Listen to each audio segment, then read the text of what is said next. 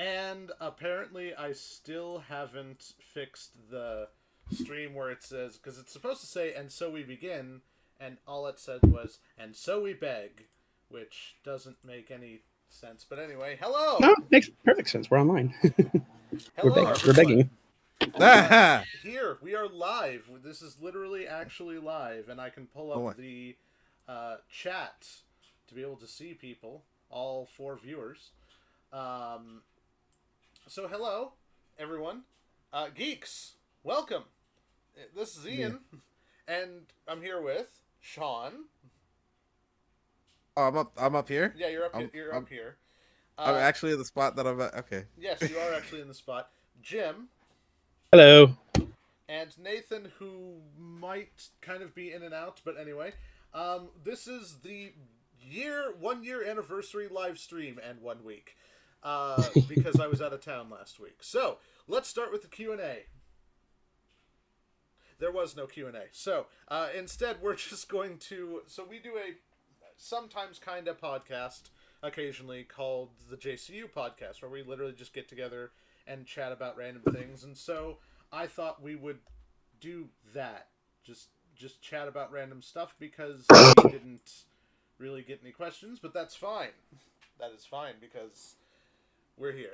And really just to everyone who's watching, who's either watching now or going to be watching, thank you for sticking around for a year. Thank you for giving us a second chance after Gaming Wildlife fell apart. And so we all now are here to discuss and chat and just catch up, as the name implies, JCU.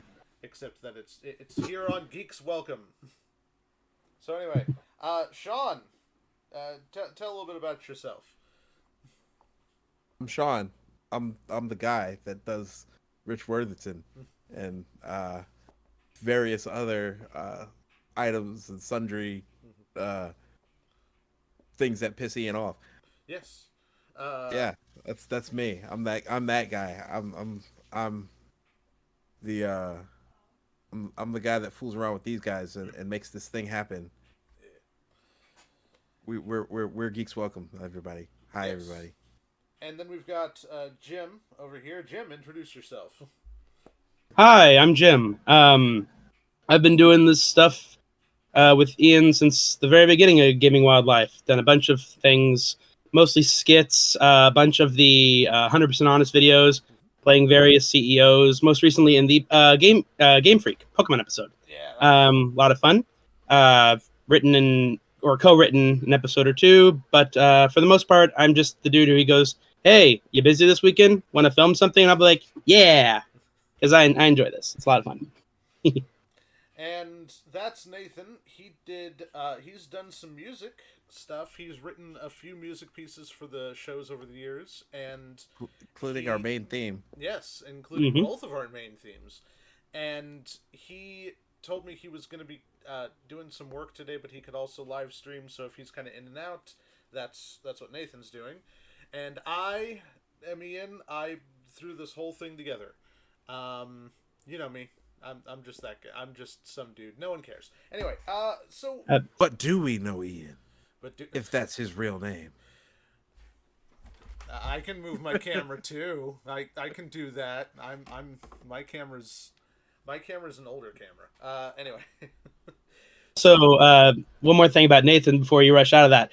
Nathan is also my go-to guy for sharing music theory memes and references with. So, for the other side, another aspect of our nerdiness, if you want to talk about composers, chord progressions, or the most random music-related things, mostly music without words, because music without words is, I don't know what Nathan would call it. That's the music he likes to listen to. Yep. That's the only music that exists, according to Nathan. Yes. If you want to talk music, Nathan is a great person to talk to. Absolutely. So yes, so what we usually do on JCU, which is our other channel, Geeks Welcome Podcast, that I sometimes update, is that we'll just sort of sit and chat and talk about various things. If comments or questions show up, we'll address them, because this is live, and it's probably going to be live for, I don't know, hour and a half, give or take, whatever people can do. And so, yeah, we're just gonna chat and Be all like, hey, how y'all doing? So Okay, seriously, let's go. I want to go back to the thing that Jim was talking about. What was Oh, who's trolling who now?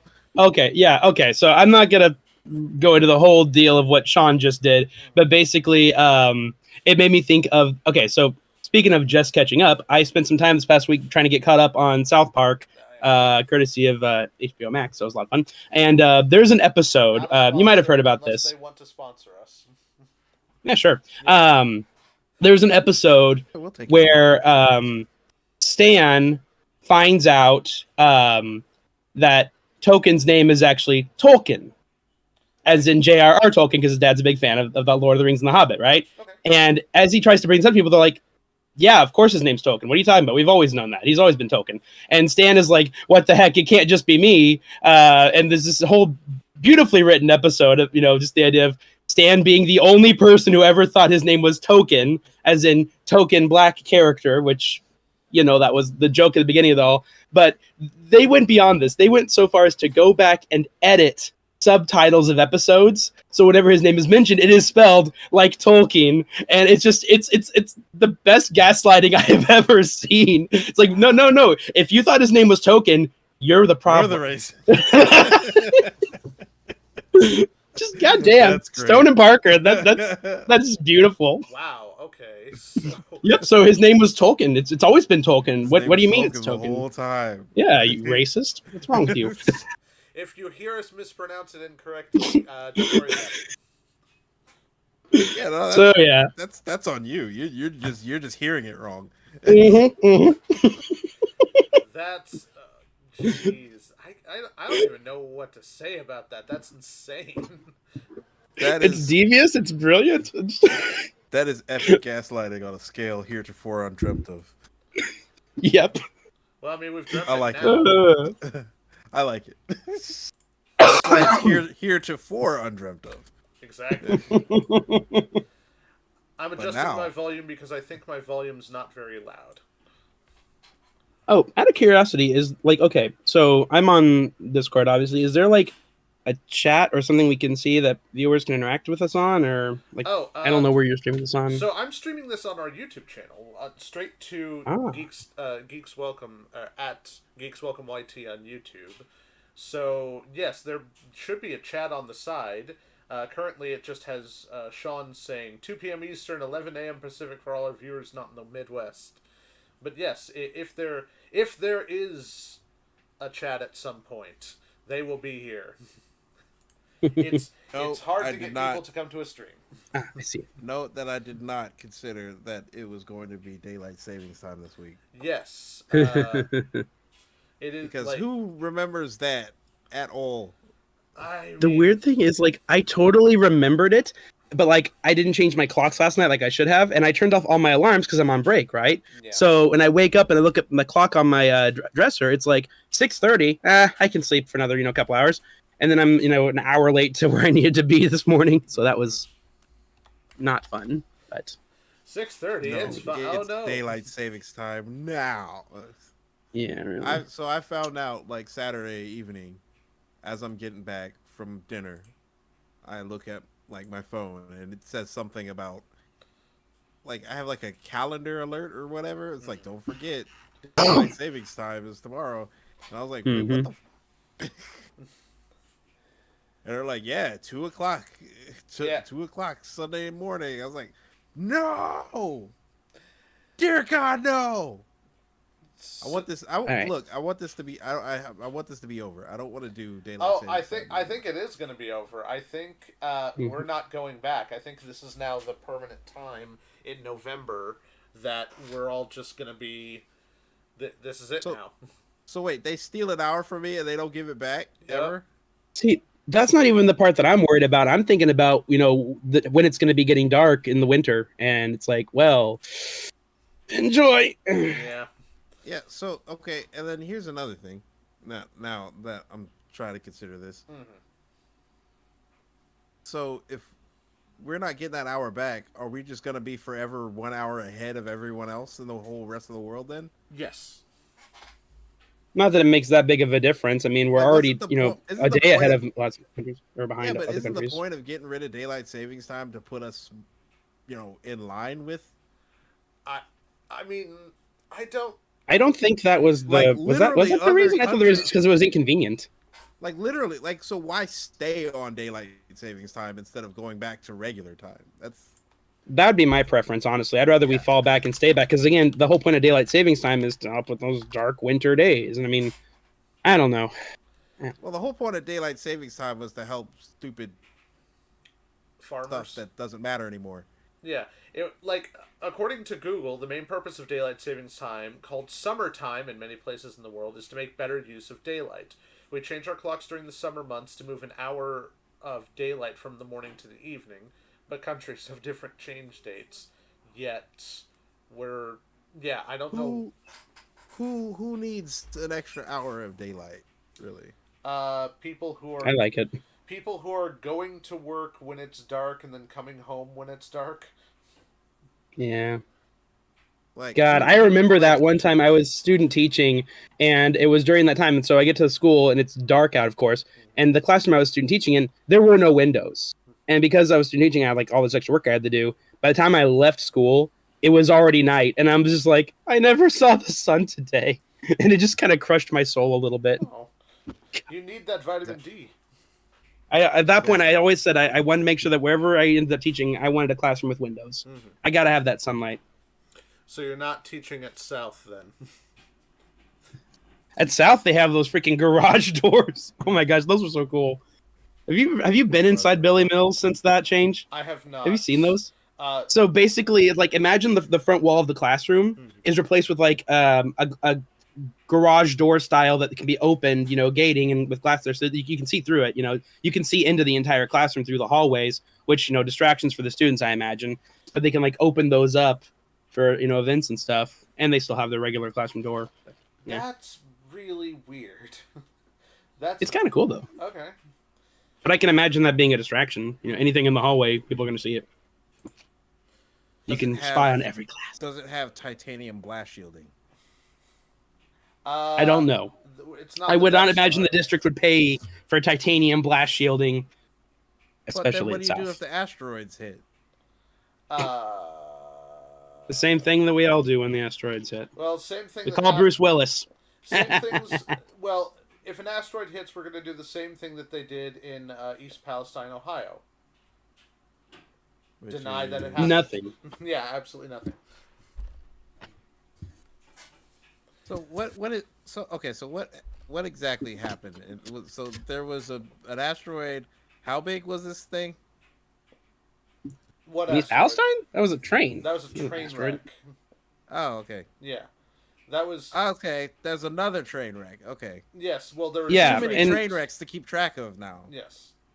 And we're seeing basically the same situation of pollution and effects on the local communities that are not really being treated seriously by national government. And I mean, frick, what was that? What was that city in Michigan? Flint. Thank you. Mhm. It's got that smell of Flint all over again. Mhm. Someone's gonna go up there and drink the water. Be like, see, it's fine. No problems. Which is You even more imported that appropriate water, because you're drinking a coffee and the water looks brown. I know, right? Water looks like poopy. That was unintentional. That was. Are you sure? On my end, that was unintentional. I was just taking a drink of coffee. I didn't think about the fact that it was literally brown water. Mm-hmm. Okay, so here's another question: how many of you have actually gone to see the Ant-Man movie at all? I have not. Yeah. Okay. See, that's the thing. I haven't either. So we Got that Marvel fatigue. we're a bit behind on Marvel stuff, unfortunately. I mean, I am personally, but I'm also Yeah, I'm also working 2 jobs because that's what I you got- gotta do. I got Thor: Love and Thunder as a Christmas present. I still haven't watched it. Yeah. The last Marvel movie I saw in theaters was Doctor Strange 2. Mhm. The last Marvel movie I watched was Black Panther: Wakanda Forever with Ian several weeks ago at this point. Yep. So, movie-wise, I have not seen Thor. I have not seen Quantumania. Mhm. I still haven't seen Werewolf by Midnight, I think is what it's Oh called. yeah, I Werewolf want by to. Night. Oh my God, you need to watch Night. Werewolf by Night. Yeah, Yeah. because that's got. I mean, That's well, actually good. I don't want to spoil, but it's got a thing. There's a thing in it. it's good. Mm-hmm. It's really good for a movie directed by a first time director who used to be a composer. You know, this is where Nathan would typically chip in, but he's doing something. He's Anyway, he's yeah. working and By observing. one of his dudes. This is one of his dudes. Mm-hmm. Michael Giacchino, I think his name is. Oh, Giacchino, yeah. I'll always know him as the Star Trek composer. I think that was the first time I ever like heard his name or recognized who he was. I'll always know him as the composer that composed The Incredibles. Oh yeah, God, that the Incredibles soundtrack was so good. Those are really, really like just it's perfect. I don't know. Ba-da-ba-ba-da. It fully captures the ambiguous time period in which that movie supposedly takes place. Sort of 1960s, kind of 1950s ish. Yeah. It's I mean, definitely playing off kind of Batman the Animated Series times period.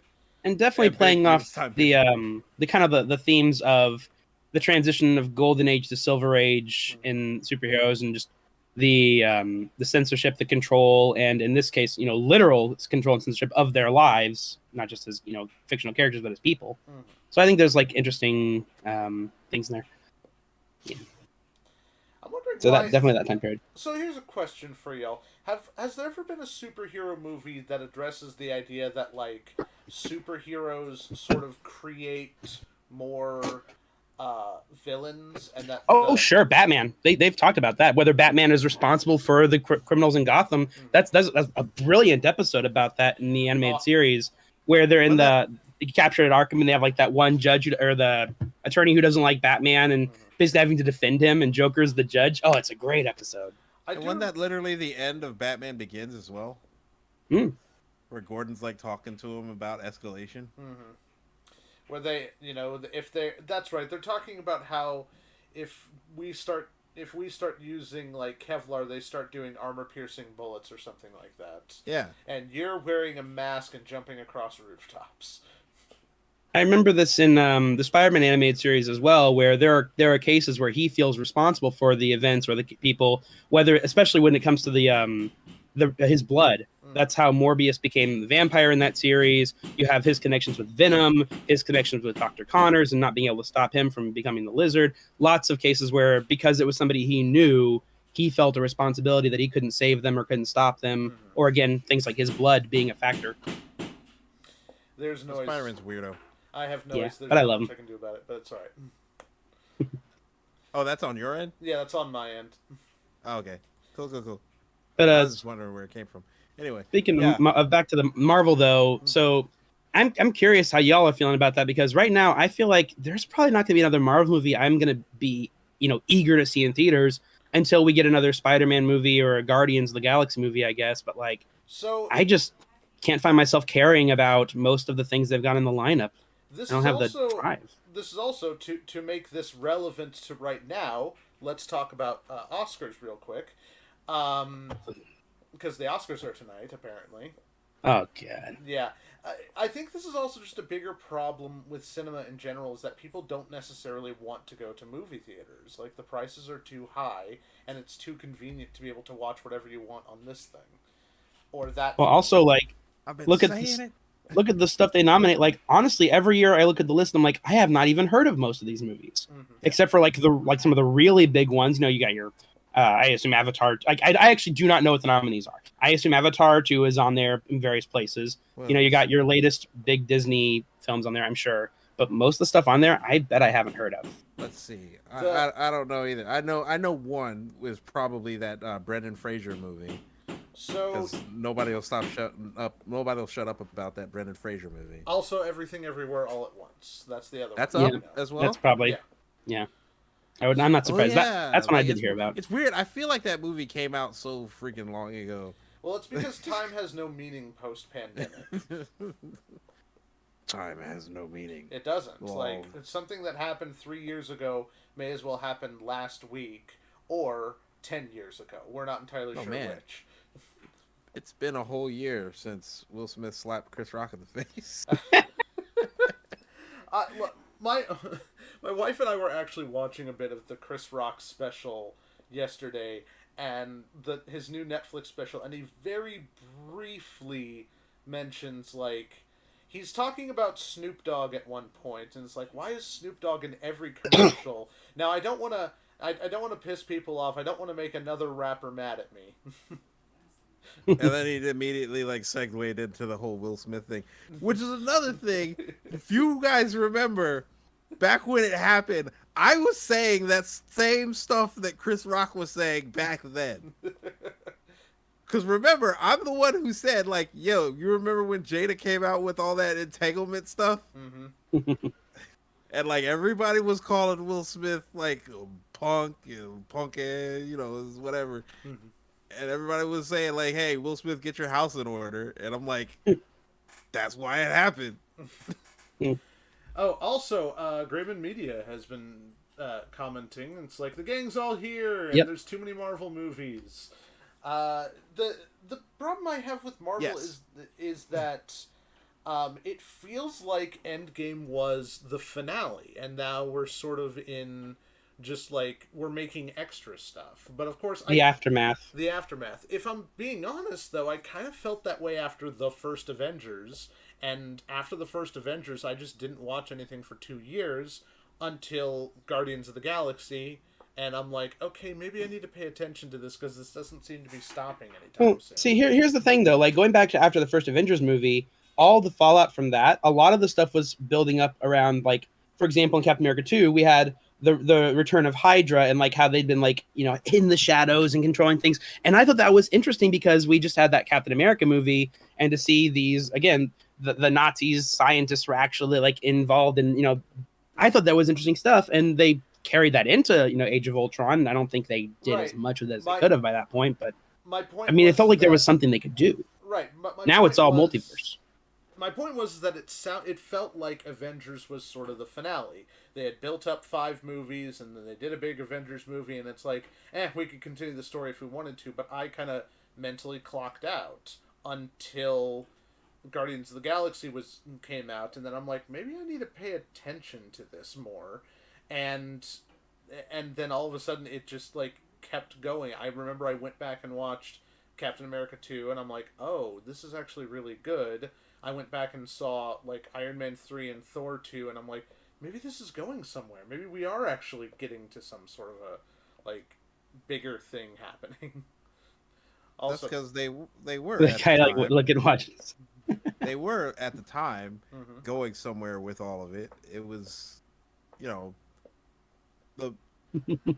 why is I don't know. Hi, Nathan. I know you're working. You don't have to be here if you don't need to. Although we appreciate having buddy. you here, it's Nathan. okay. We do love you, buddy. Anyway, so what was I saying? Oh yeah, so they were going somewhere with all of it, and the problem now is that they're seemingly not, or they're in kind of a holding pattern, and they're trying to appeal to numerous disparate audiences all at the same time. Well, that's what they've always with done. The same product.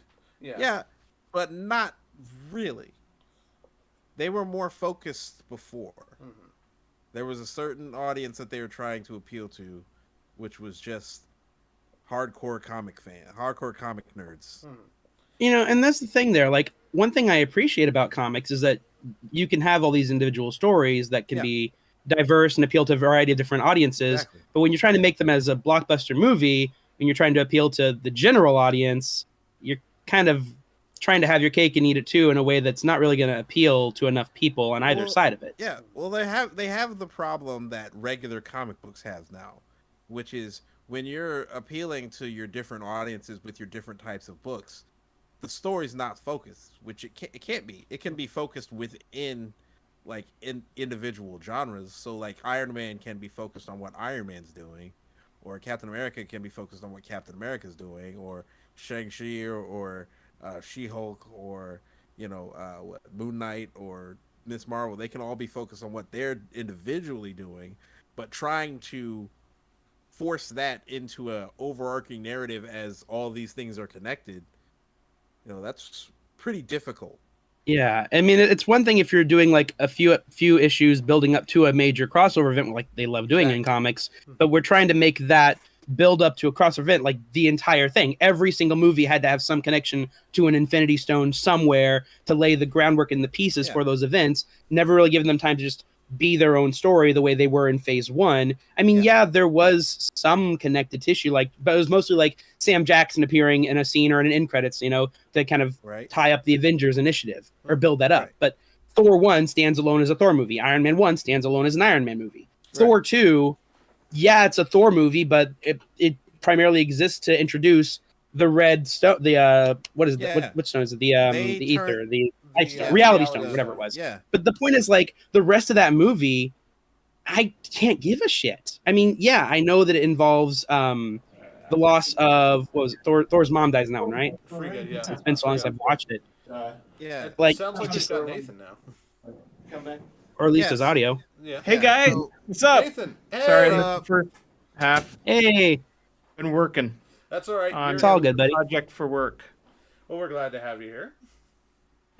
Ladies and gentlemen, Nathan Towns. Yeah. Mr. Nathan Towns. Oh, do you guys want to see my office?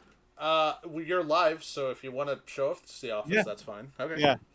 I am going to close this thing because it is a secret project. Oh, okay. Don't show us the secret project. It's not. Well, I can show you. So I've been writing music for a secret project. I am an audio engineer for T-Mobile. Mm-hmm. And here's my office. Also, we can't really tell what the secret project is because you've got about 3 pixels on screen at the moment. Yeah, there's also an odd video delay. Well, it's probably I'm being in a different city than you guys, but let me show you around my office. Oh yeah, we're also getting some comments. Grayman Media has been talking about the Oscars and mentioned that the Oscars basically nominate movies that come out 2 weeks before their that only came out recently. The Academy Awards were designed to ensure drama films get publicity because they aren't making money. That's kind of that's not necessarily accurate, but it's also kind of accurate. Movies release themselves around Oscar times. Yeah, that's Oscar bait is a whole thing, and they tend to release in December.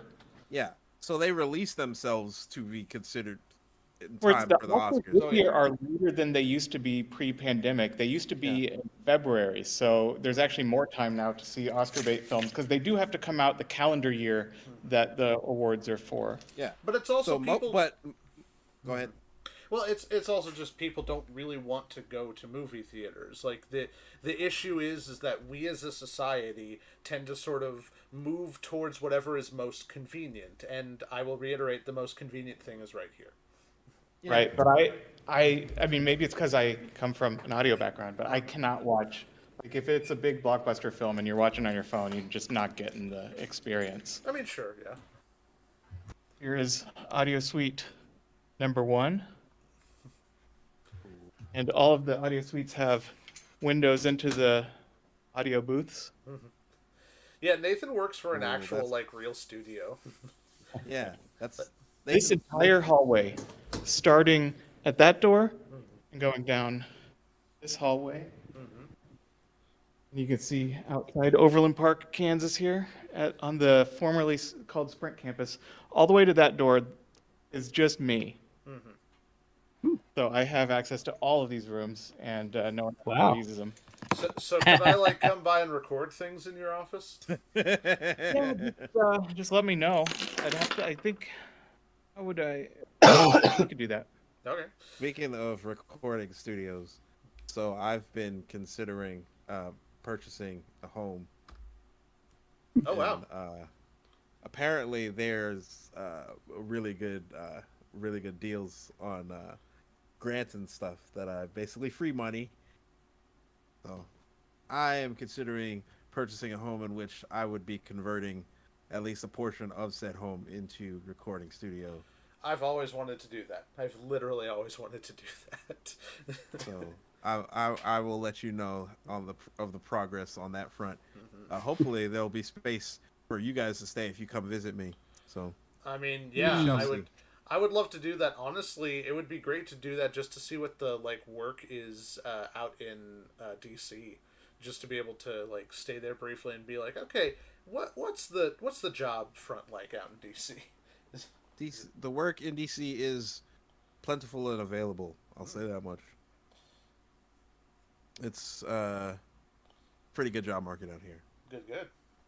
Much better than most places. Anyway, what was I saying? Oh yeah, so most of the Oscar movies this year, or not, I won't say most of them, but like several of them are like old or like came out much earlier than Everything typical Oscar Everywhere All at season. Once came out in March of 2022. Yeah, So, like, it came out a year ago. Top Gun Maverick came out like early 2022. Yeah.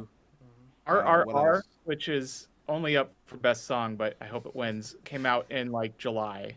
So a Nathan? number of Elvis came if you out haven't like seen it, you super don't know early. why I'm obsessed with it. Jim's seen it and he likes it. Nathan. Sorry, which one? RRR. Oh yeah, I know Nathan's obsessed with that one, and yeah, that Word. deserves some nods for so many things. Visuals, the music. I don't know if I would. I don't know if I The want fact to. that it's better at being. I don't know who one to of the credit top for some of 10 the Fast and visuals. Furious. If that's to the screenwriting or the directing, I don't know, but like it deserves a lot of nominations. That was very enjoyable. I'm looking at the list right now of Best Picture nominees, and I'm thinking about this, like looking at these.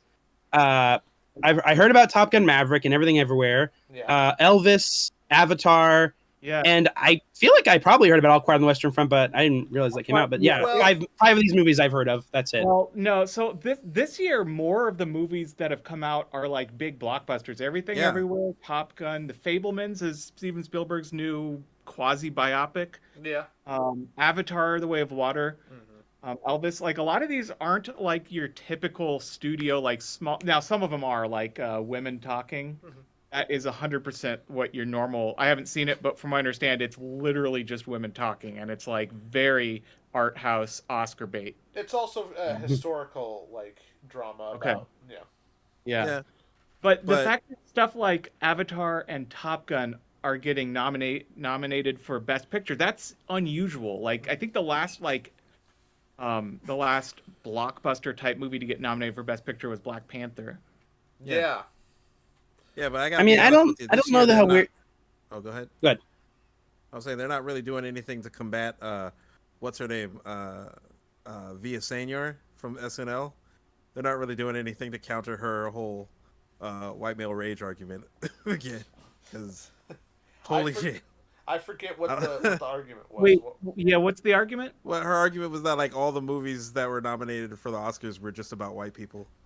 Oh, like Everything Everywhere All at Once, huh? Yeah, like that's like the one film. And Avatar. Elvis. Avatar Okay. has the main lead is white. I think every other character in that is played by a non-white actor. Yeah, but they're So- all blue though. See, I'm not surprised with Avatar because I mean it's a James Cameron movie. The first movie was so big, like Yeah. I feel like of course that's going to be on there. You know where this So one ranks in the all-time box office? So the first Yeah. one is the first, and then you have Avengers Endgame, which very slightly at one point surpassed Avatar until Avatar re-released in China. So now Avatar's back. Yeah. And then the third highest grossing movie of all time is Avatar 2. Jeez. Yeah, Titanic. You know what though? Like, here's the thing: none of the top 10 movies are like great cinema, right? No. They're all blockbuster type movies. You have your Avatars, you have your Avengers, you have your Fast and the Furious. So the fact that the top 10 movies aren't like great movies in like an academic sense isn't surprising. So I don't mind that this one is beating out Titanic. In fact, I'd say the movie in the top 10 highest grossing movies that is closest to a legitimately good movie is Titanic. Yeah. I mean that's just a And solid I don't really mind any. technical I don't film, really though. mind any movie beating out Titanic. Yeah. Titanic's As a just a rule. solid, like a solidly built, just like here's a romance melodrama, and then it's just been given a Exactly. really great like production design. So Yeah. it- So I'm not saying it is great cinema. I'm saying Yeah. it's probably the closest of those top 10 to being that. Yeah, you but don't you know, have it's got Billy 2001 Zane in it, Space so Odyssey or The Godfather in the top 10. Oh, You yeah. have blockbusters. Grayman Media thinks that All Quiet on the Western Front might win Best Film, is what they say. I've heard that the favorite right now is Everything Everywhere All at Once. Yeah, that's what I've heard Everything as well. Everywhere has been definitely like getting a lot of like Critics' Choice and it won Screen like Actors like Guild and a stuff. hell of a lot of Golden Globes. Yeah. Or is that what it is? Golden Globes, is that the one? That's the That's the other one? The Also, Oscar. hi Sarge. Sarge just came in. Yeah. Chat. So I'm kind of hoping that one wins, just because I kind of feel like what's his name, the guy who came back to acting. Ki Kwan. Yeah. Ki Kwan Hong. Yeah, him. What's his name? Ki Hui Kwan. Yeah, Ki Hui Kwan. I'm probably completely mispronouncing his name, and I do apologize. But yeah, I kind of want the movie to win. Well, he's nominated for Best Supporting Actor. I just love his just comeback for his story. I love his because he got bullied really badly for Indiana Jones and the Temple of Doom, and it's just like, I'm done with acting. Well, and he was then, also in the Goonies. Yeah, he was in the Goonies and Encino Man, but he started to come back into doing films again because he saw how successful Crazy Rich Asians was, and he was just like, wait, Asians are celebrated again. Oh, I could go back to acting, and then got a ton of offers because people were like, yes, we want you back. You're a cool dude. And I love that people were just very enthusiastic about him coming back, and he seems like just a really cool dude. Welcome back. And he did win Best Actor at the Golden Globes. I think. Let's see. He was great in Everything Everywhere. I loved him in that. I just like people with this kind of energy. Mm-hmm. I like it when they win. I also like that this year was kind of the first year in a while that, like, the type of movie that could get nominated for Best Picture and the type of movie that, like, came out in the summer blockbuster era, like, time, which for some reason includes March these days. They keep moving it earlier, but like overlap. Whereas like a lot of years you have like all these movies no one's seen are up for Best Picture, and then all the movies that make a lot of money are like Fast and the Furious and Marvel Avengers 19 and Star Wars 72, and they don't overlap at all. But this year they kind of do, because you have I think Nope is up for a bunch, maybe not a bunch of awards, but Nope Oscar nominations. It's up for at least music, I think. Or music, okay.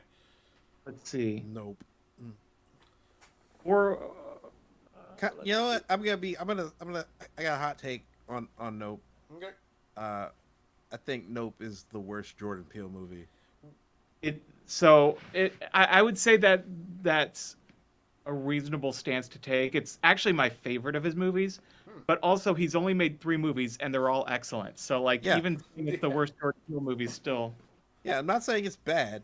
It's just of his movies, it's the one I've liked the least. Right. I haven't seen it yet, but I will say I did prefer Get Out over Us. So I would say Get Out's my favorite of the 2 I've seen. Us? Yeah. What? No, Get Out. I said Us. Yeah, that's what he said. Oh, I said Get Out. I said Get Out was better than Us. Yeah, I agree. Get Out was like in my opinion, like the movies have been a descending sliding scale since Get Out.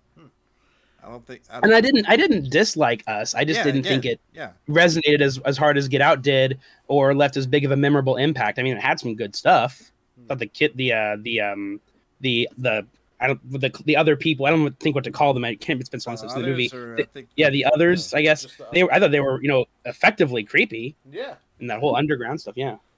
Yeah, but it's just like, I don't know. I mean the way I compared them when I saw them, it's like Get Out is a really nice steak dinner. It is, a perfectly cooked steak. You've got some potatoes on the side, and you've got like a thing of broccoli, and it's just like, this is a really solid dinner. Us is like a charcuterie board, like some really great stuff on here, but it is kind of all over the place. But I mean, you're gonna take little pieces of the charcuterie board and be like, this is a cool flavor combination. This works really well, but it's not as like cohesive as just a steak dinner. But they're both really delicious. And Nope is just probably the best burger joint burger ever. I like that, actually. That's a pretty good comparison. It's like the best burger joint burger. Sometimes you just want to smash a burger, man. But it's I'm not a looking at steak. the so I'm looking at the nominees right now, and I'm not seeing Nope anywhere. No, Unless I'm I was it was up for best music at the Golden Globes, but not the Oscars. Oh, okay. But So yeah, we do have yeah, a... but Sorry, go ahead. no, go ahead. Well, we do have a comment from Sarge, if we're interested. What is It says, what is your take of all this? If you could only pick DC or Marvel films for the rest of your life, which one would you pick and why? And this includes animated and live action. Mm. That is a tough one because DC, although the past few years haven't been so great, their track record in the past has been really good. Marvel, There's a mixed bag for me. Yeah. yeah. Like, it's like for DC, I feel like I want to say I feel like overall DC has done better animated, but Marvel does have some amazing things out there like Spider-Verse, which you cannot discount. No. Series-wise, again, the DC animated universe of the 90s and early 2000s, I loved that. And I actually, it's one of the few shows I've actually picked up like DVDs of over the years. fair. All those shows. Marvel does have some good stuff too. Ugh. But see, here's the thing. Sadly, I think DC on the animated, like, if we're talking about going forward, I have no trust in DC at all right now. Even with the later animated projects? Like, the most recent stuff has just been kind of lackluster, and you know, I'm just like, nah, I don't know if I trust DC to carry me going forward into the future right now, especially with all the stuff that Gunn is talking about. I'm just like, I can't shake the feeling that I feel like they're making the exact same mistake that they made with Snyder. Mm-hmm. It's I mean, like, they are. We're trusting this one person's one vision. We literally did an entire video about this, about how DC is, or how about Warner Brothers, who owns DC, is completely like, they don't know what they're doing. Yeah, we're trusting this one guy's one vision for our whole comic universe, and it's just like, if it doesn't resonate, what are you gonna do? Because it's not like you can, you know, shift to like, it's not like you can shift focus. Like, for instance, like with Marvel, right? So like first 2 Thor movies didn't work, right? But imagine Unless if you're they Ian. had, oh yeah, Ian likes all of them. I like the first one. The second one, yes, is not very good, but I like the but first like one. general consensus dictates that the first 2 Thor movies weren't the best. Now imagine if you had entrusted the director, what was it, Kenneth Branagh? Kenneth Branagh, yeah. Yeah, imagine if you had entrusted him with the entirety of your universe. And the But see, first like, 2 this goes Thor back to the movies. same problem we were saying earlier about Marvel movies, about trying to have all these different things, you know, coming together at once. Like we said with the Infinity War, with Hydra and all that stuff, it's self-contradicting. It's going to hurt the audience of different films. But at the same time, you know, DC does give us things like Harley Quinn. And as Sarge is pointing out, there's a new Batman show coming out that's made by the same writers as the old Batman animated series, which, hearing that, I'm intrigued now. So I know it's not movies, but it is still part of their product. Well, Maybe my it's thing just is, me. it's not that there's too many visions, it's that there's a lack of focus.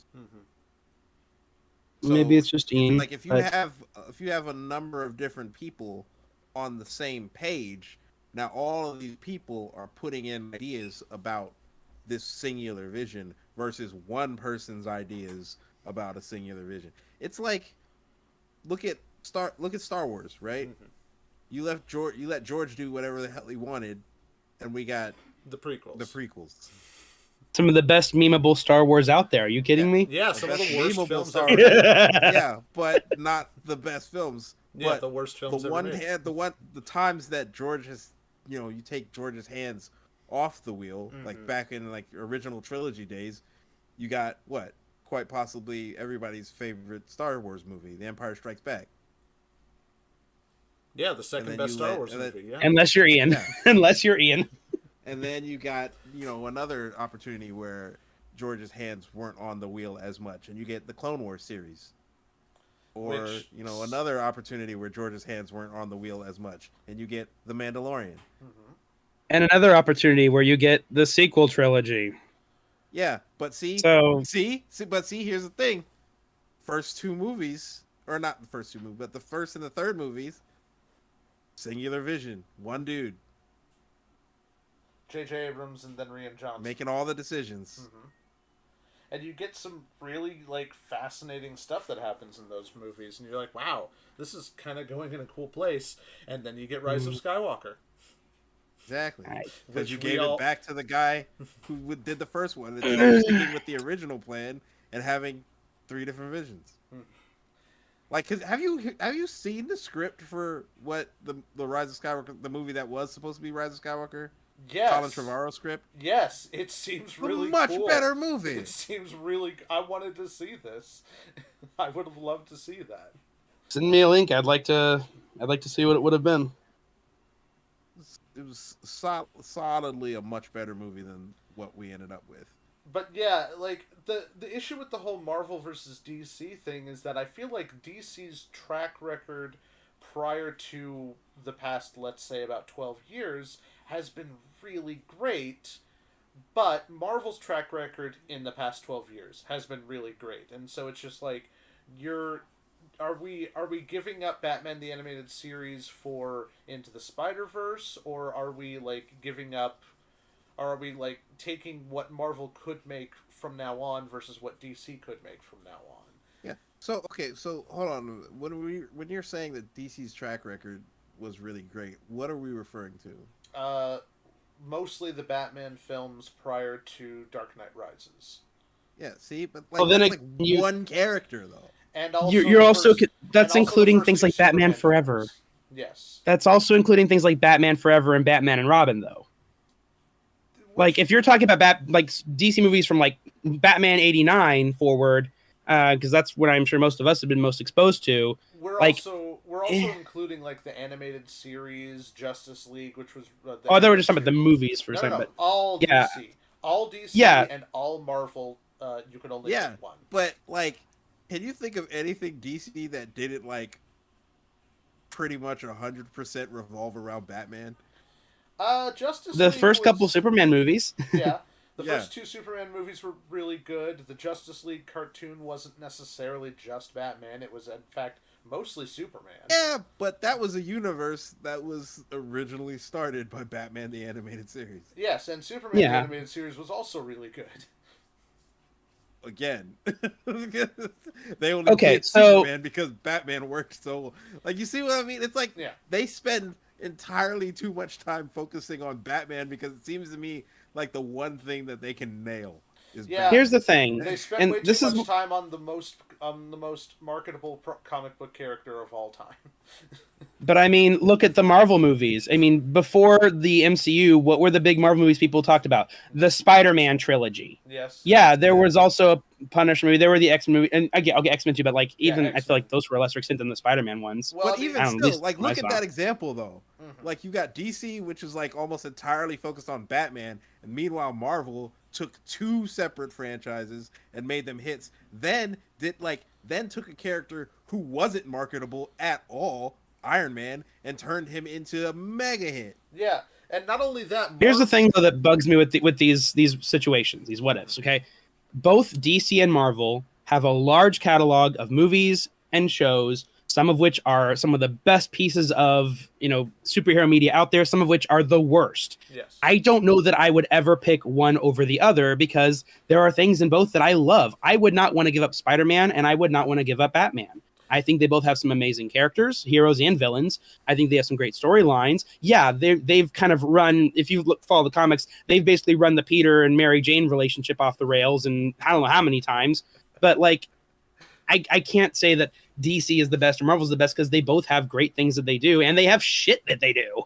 Let's Yeah, not but deny that's- that. But that's also kind of the point of the thought experiment, to be able to go, you have to decide one. You can. The other one is gone forever. Which one would you be okay So with the keeping?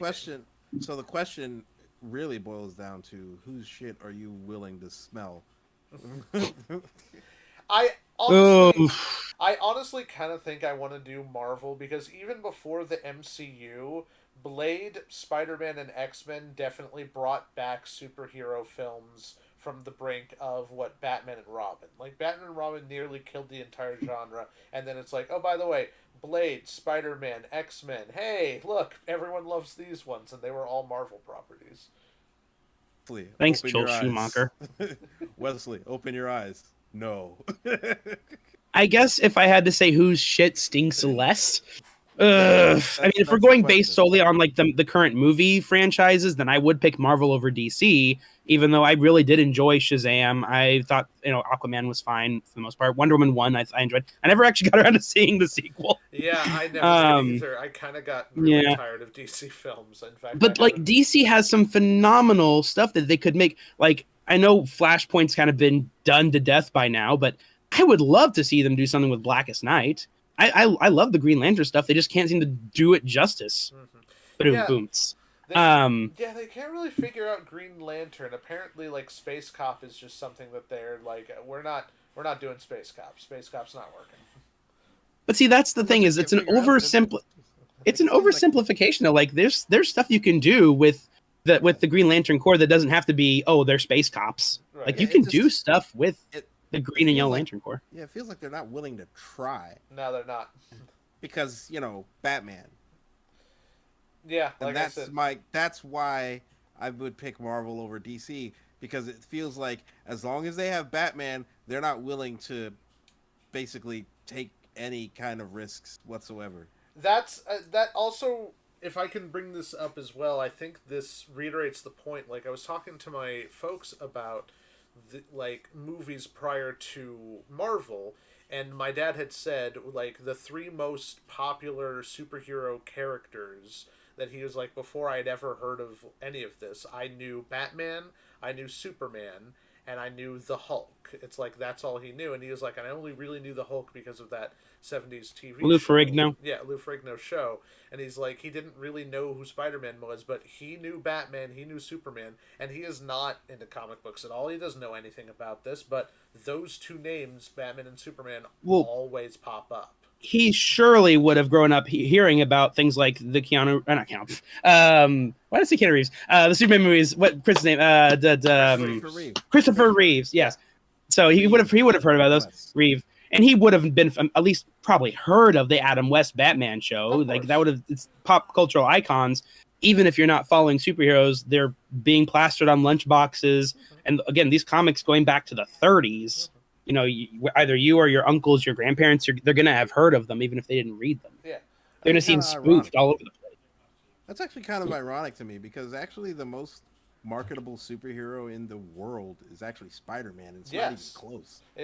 Spider-Man's a huge deal, definitely thanks to the Sam Raimi films, which, once again, my dad didn't really know anything about Spider-Man prior to the Sam Raimi films, but watched those, and he was like, oh, these are really good.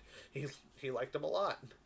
And that was I remember being a kid growing up with the Spider-Man animated show, had the toys, the video games, Spider-Man Unlimited, Spider-Man, the MTV show. Like as far as I can remember, there's been Spider-Man on TV, Spectacular Spider-Man, Ultimate Spider-Man. There's always been Spider-Man around me. Yeah. I'm curious as to when that shifted. Was it at the Sam Raimi movie, or was it before then? The animated Spider-Man were in the 90s. There were several. There was the animated show in the 60s or 70s. 60s, 70s, 80s. There were a few, because even back when they had things like the Justice Friends and stuff, shows like that, there was Spider-Man, and there were Spider-Man and His Amazing Friends. That's where the Spider-Man memes of the pointing Spider-Man come from, those things. Yeah. But it's at the same time, it's just Oh, you were doing that. But even still, the 90s revolutionized Marvel cartoons. We had an Iron Man cartoon. We had Fantastic Four, Silver Surfer, the Hulk, the Avengers. I remember seeing these cartoon shows as a kid. And even if I didn't know the comics that well, it definitely introduced the X-Men cartoon. How did I even forget to mention that one? Everyone knew that one at the time. Yeah. So these characters were certainly revitalized in the 90s before the Raimi trilogy, before the X-Men trilogy, and those things came about.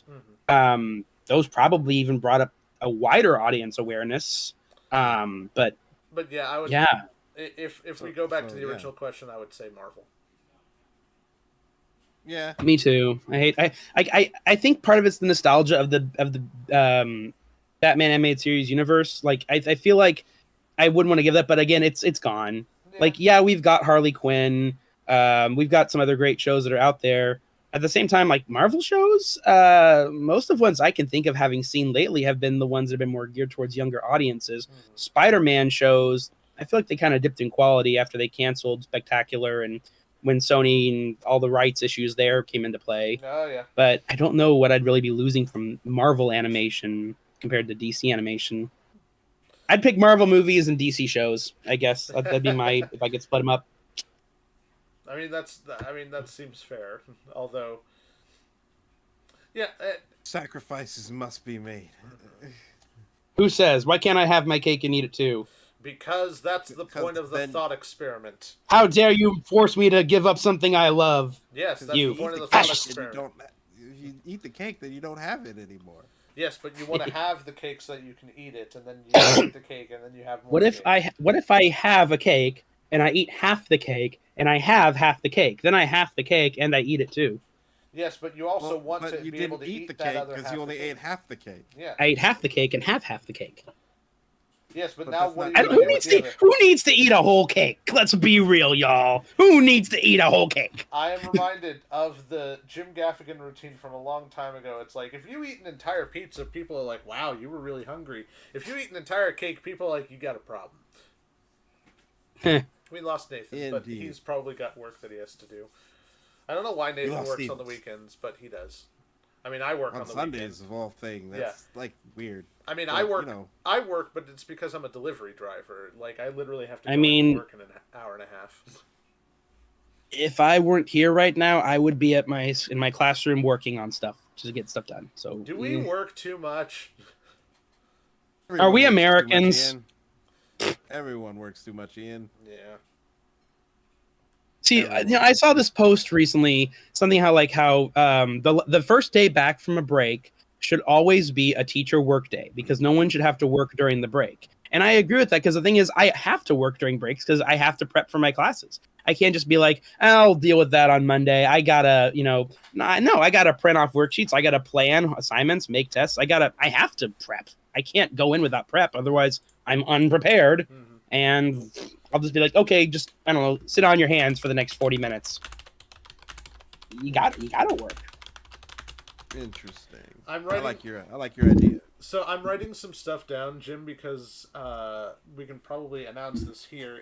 Within the next couple of months, we're going to be doing a "If Teachers Were Honest" video because I've been coming up with ideas, and I thought because I used to be a substitute. Jim is a teacher, and then I was. And your dad's a teacher. Yes, my father is a teacher. Although he said he didn't really want to do this, but you and I could do it. And it would be fun. I am happy to, and I'm happy to be giving you things to write down as I talk about my own complaints.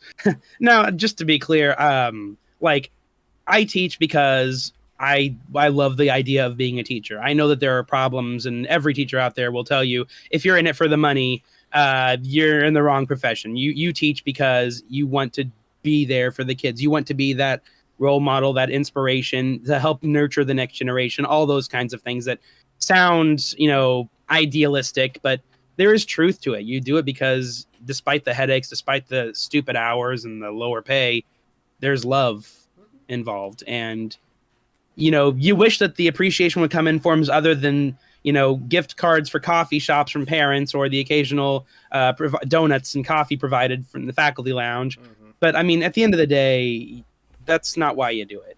You do it for the kids. Yeah, it's one of the reasons why I couldn't really get into teaching, is that I wasn't really able to fully commit to it, because I feel like you really got to commit to being a good teacher. You got to commit fully to being a teacher if you want to be a good teacher, and my heart wasn't in it. I really tried, and I'm like, this isn't working for me, and it just never really clicked for me, and yeah, that's unfortunately just why it never worked. The reason And I at the didn't same become a time, teacher was like- because F those kids. And at the same time, I mean, there is sort of like a perspective of if I care about myself and I want to, get myself out of debt and make money, it's irresponsible for me to stay in this position, in this career. I should quit because I need to be taking care of myself better. And you do kind of have to have a lot of teachers have spouses, and some of those spouses are also teachers, some of those spouses do other things, but like it's hard to make a living doing this without getting like a second job or something. I had a coworker who, when she was done with the day, she would go work a second job at the Gap. Mm-hmm. Now, that's totally her prerogative if that's how she wants to spend that time. I chose to stay at school and work on stuff or do after school activities with kids. I mean, I'm not saying either of us are in the right or in the wrong. It's just you got to do what you got to do, and if you need the money, then you shouldn't teach. I hate to say it that way. Like there are times where I wonder how long can I actually afford to keep teaching. Yeah. That's the saddest question. Yeah. In the history of the world. But speaking of questions, we have another question. Yes. What was a video game franchise you liked but is no longer around? I have the perfect answer. The absolute perfect answer. Because I've wanted to do a whole episode on this. Snowboarding games. Specifically 1080 and the SSX series. Because for a long time, these two were like competing with each other to try and be like a really good snowboarding game, and there were a bunch of other snowboarding games that people would play. It's the perfect idea because video games should be able to allow you to like dive into a world that otherwise you don't have the resources to. Because like snowboarding's kind of a really expensive hobby, and very few people would be able to do it. And so it's just like, why not have video games so you can go snowboarding without actually necessarily needing to spend all this money to learn how to like snowboard and whatnot. And yet they just disappeared. They're gone. No one does snowboarding games. The last one that came out was Steep, and I played it and it's okay, but it doesn't really have the same, like, you've got the really fun music. Like I loved the music that they chose for SSX and for 1080. And it's not as fun, Steep. It's just not nearly as good. I agree. Like, I feel like if I think back to the N64 and PlayStation 1 era, there were a lot of extreme sports games. Mm-hmm. I mean, that was the big thing then, right? So, I mean, there were snowboarding, jet ski, the Tony Hawk games came out back then. And most of the sports games that have survived to this day and age are your typical basketball, football, soccer games and racing games of various sorts. And I feel like people were talking about Tony Hawk not too long ago. Didn't they have a new Tony Hawk Pro Skater game recently? They did have a Tony Hawk Pro Skater. They re-released they did like a remaster of the first two games. Yeah. But, aside from that, like, I can't think of the last time I've seen a game like that or heard about stuff like that. But snowboarding definitely agrees. Yeah. Right up there. I miss it so much. I love the soundtrack of 1080 Avalanche is, well, first of all, it's like mid-2000s emo rock music, so of course I love it. But it also just fits the snowboarding aesthetic. I love the sort of electronica techno stuff. Way from here I'll be.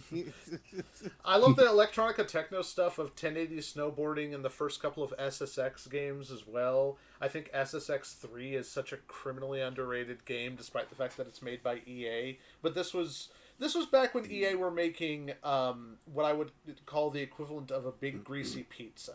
It's like, there's nothing necessarily wrong with a big greasy pizza. It's not good for you, but you'll have a slice or two. And SSX 3 was kind of an open world game. Not really, but kind of open world. And it's just, Steep just isn't as good. And I really miss these games. I really wish we had extreme sports snowboarding games again. Okay. How about you, Sean? So a game series that's gone now that I wish was still around. Oh, okay. Yeah, I did have a good answer for this. You guys probably don't know what I'm about to talk about. It's a video game series called Suikoden. Yes, Suikoden. Oh, okay. I have 3, 4, and 5 on the PS2. Yeah, I freaking loved Suikoden. The first Suikoden game I ever played was Suikoden 3, I think. And I was just like, oh, this is awesome. Like, so, like, there's like freaking 108 characters that you can go find out in the world, and you have to like find them all to get this, the good ending or whatever. It's So like, Pokemon. And then I played yeah, it's kind of More like I'd say more like It's, Fire Emblem 1 and Shadow Dragon, where you just Yeah. have a bazillion characters. I kind of got overwhelmed by that in the first Suikoden game, honestly. It's like, oh my god, that's a lot of people to recruit.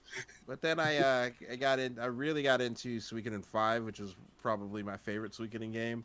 I didn't play 4. I played 3, and then I went back and played the first 2. So I wish they would. They after 5, they just kind of fell off the face of the earth, and nobody knows what happened to the series.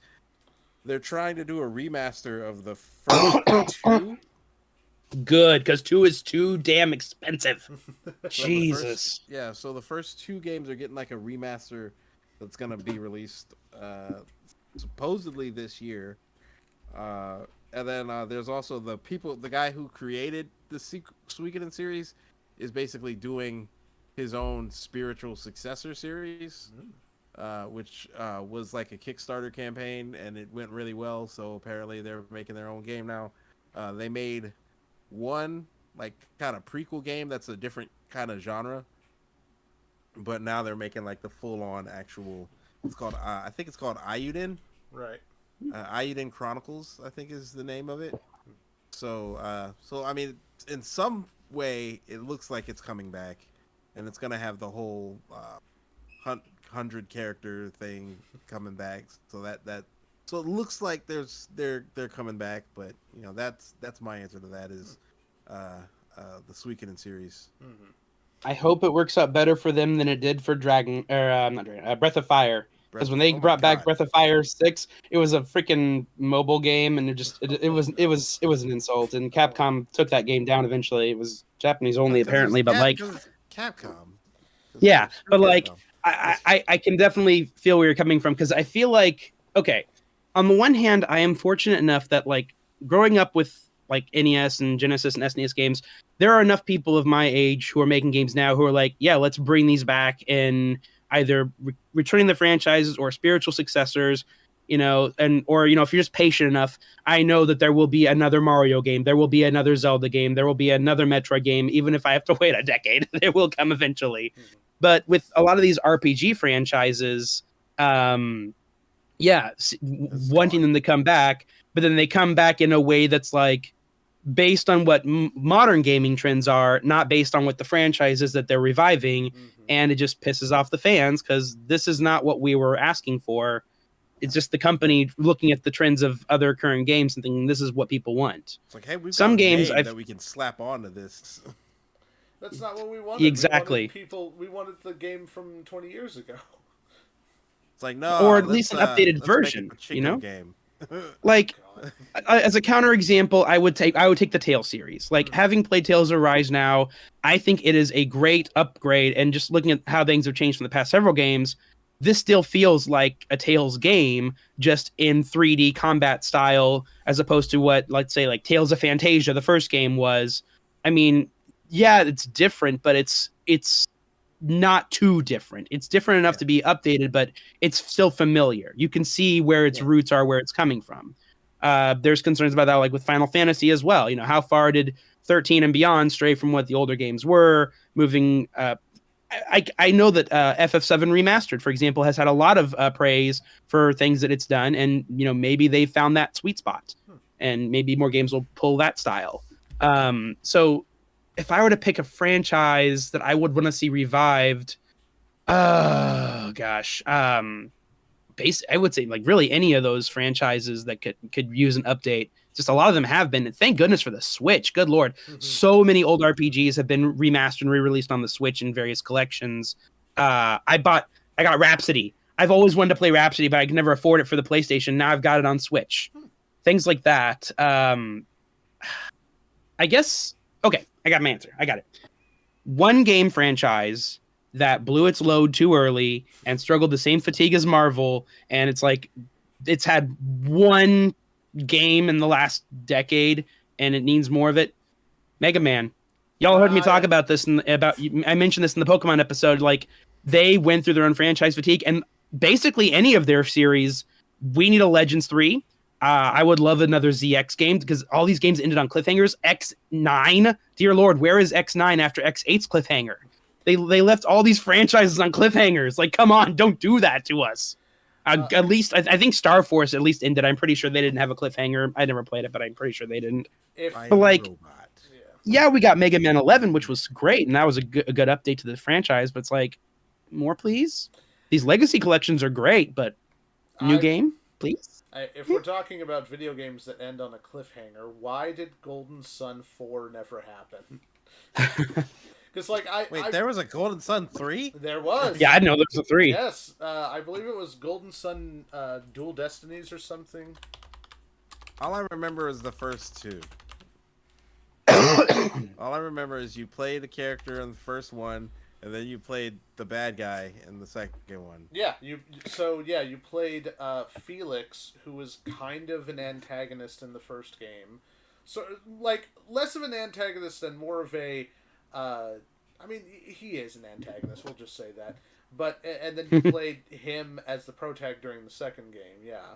But they came out with a DS game called Golden Sun Dark Dawn. I want to say... Oh, that's why I didn't play it. Yeah, it was back in 2010, and it ends on a cliffhanger, and they never resolved it. And I'm annoyed because, look, Golden Sun is a hard sell. Because it is, like, there are some video games that are heavy on dialogue. Golden Sun is really heavy on dialogue. But the game itself is not terribly difficult. It's basically just attack, defend, magic, and then weird special creature that allows you to summon big summons. Like, it's not a difficult game to understand from a mechanics standpoint. It's just very, very, very, very, very wordy. They love to throw so much dialogue in there. Sounds like we need to give it the Final Fantasy VII remake treatment. Make that game into solid blockbuster AAA material. Bring it to the masses. Let's do it. Yeah, I just want Golden Sun back. I liked Golden Sun Dark Dawn, and I like the Golden Sun series. I like that they're coming to the Switch Cloud Gaming, because we're gonna get Golden Sun supposedly this year. The first one, not the second one. I don't know why we're not getting the second one, but I got both of them on my Wii U, so it doesn't matter. They gotta go together. Like they were like the same. They were like two. It's like part 1 and 2. It's like the same. It's the same game. It's like it's the same game. Why are you not releasing them both? Although I will say, Golden Sun Lost Age is a lot more complicated than the first one. Because even the dungeon layouts in Golden Sun The Lost Age, the very first... I dropped something, sorry. The very first few dungeons that you go through in that game just are way more labyrinthine than the original Golden Sun game. And so the complications... Like, in the original Golden Sun, you get 4 summons. 1 Djinn, 2 Djinn, 3 Djinn, and 4 Djinn. But then in Golden Sun Dark Age... you get, like, multiple summons, so it's like the first summon is 1 red and 1 earth, like 1 fire and 1 earth, and so it takes the first, it does the Banjo-Tooie thing, where you have all of the mechanics of the first game, plus some new ones, and so it does get a bit That's another interesting franchise. Banjo. Yeah. Oh, shit. Yeah. You know what franchise they need? You know what franchise they need to bring back? Freaking Jak and Daxter. Oh yeah. Yes. I don't think Naughty Dog wants to though. Yeah, Naughty Dog likes their trilogies, don't they? No, yeah. Naughty Dog's just spending too much. No, because they spend entirely too much time on The Last of Us is the problem. It is weird how they've evolved so much as a, like, they started off with Crash Bandicoot, which is campy, like, fun, cartoony game. Animal platformer, yeah. Yeah. Jak and Daxter, which is kind of campy and fun, but also kind of serious at times. At least for the first one, it was campy and fun. It took a dark turn. Dark. And it went GTA. And then they that's the thing. Is like, and it's like, hey, let's make a trilogy of games and then have a racing game. Crash, trilogy, and a racing game. Jak and Daxter, trilogy, and a racing game. Where's our Last of Us racing game? Where's our Uncharted racing game? Come on, Naughty Dog, get on that shit. And yeah, Uncharted is weird too because it still kind of feels campy, but it's a lot more like it's basically it's pulp. it's pulp, but it's realistic people this time and not like cartoon characters. It's Pulp Fiction. And then The Last of Us is just like I've always said, The Last of Us is the equivalent of video game Oscar bait. Which is why I hate it so goddamn much. Don't let Have you seen the show yet? I have not. No, not yet. I've been meaning to because I keep seeing people post about it, and not people I would expect. Like I see people posting about it who aren't gamers or just normal people I see on Facebook posting about how much they like the show or a certain episode. I'm like, maybe this is the appeal they needed. And I don't know how they get more people interested. Last of Us is perfect for that because The Last of Us was essentially a movie or a TV series. It's just that you controlled the character. But yeah, it's kind of the perfect adaptation because you don't necessarily... It's not video gamey, it's just a story that happens to have, like, mushroom zombies in it. Yeah. Controls. And I hate it so goddamn much. I hope Alex never sees this. With the red hot fury of 5 million suns. I hate The Last of Us almost as much as I hate Jared Leto. Oh, wow. And you hate Jared Leto. I know that. I hate Jared Leto. I hate Jared Leto more than I hate Billy Zane. Oh, what's wrong with Billy Zane? I actually don't know what is wrong with Billy Zane. I have no idea who that is. He's the guy. You remember the movie The Phantom? He's the Phantom. I've heard of the movie The Phantom. I've never seen it. Yeah, that's Billy the purple Zane. guy, right? With the black mask, purple outfit. Yeah, that's Billy Zane. Ah. That's all you need to know. Why I hate. Here's a question for you though. Do you guys think they'll ever make another BioShock game? Because that would be one I'd like to see. I loved Infinite and I loved the first one, but I still haven't played the second one. Did that studio fall apart? Yes. Ken Levine was in charge of. Was it Insomniac or was it Irrational? It was something with an I. It wasn't Insomniac. Insomniac made like the Spyro games. Game. That's right. Okay. Yeah. Insomniac's making Spider-Man. So I can't remember the name. Spyro, and Ratchet and Clank. I can't remember the name of his studio, but yeah, unfortunately, it was Irrational Games. It was Irrational. Okay, so unfortunately, BioShock Infinite was kind of their be-all, end-all last project. The studio, kind of closed down after that. Ken Levine, I don't know what he's done in the past 10 years, if he's made any new games, but he tried. Yeah. They've talked about doing another BioShock game. The problem is, another one kind of came out recently, except there's a bunch of, for lack of a better term, Russian propaganda in it, and it's called Atomic Heart. Oh yeah, that one was made by the Russian studio. Yeah, is it the Russian studio, or is it like a studio that's basically sympathetic to Russia? Something along those lines, but yeah, there's a lot of political problems with the game, and it came out fairly recently, but it's basically just BioShock, but with it's BioShock but for communism, in the same way that BioShock was originally about capitalism, or really about no, it was about objectivism. That's right. So it's BioShock is to objectivism what Atomic Heart is to communism.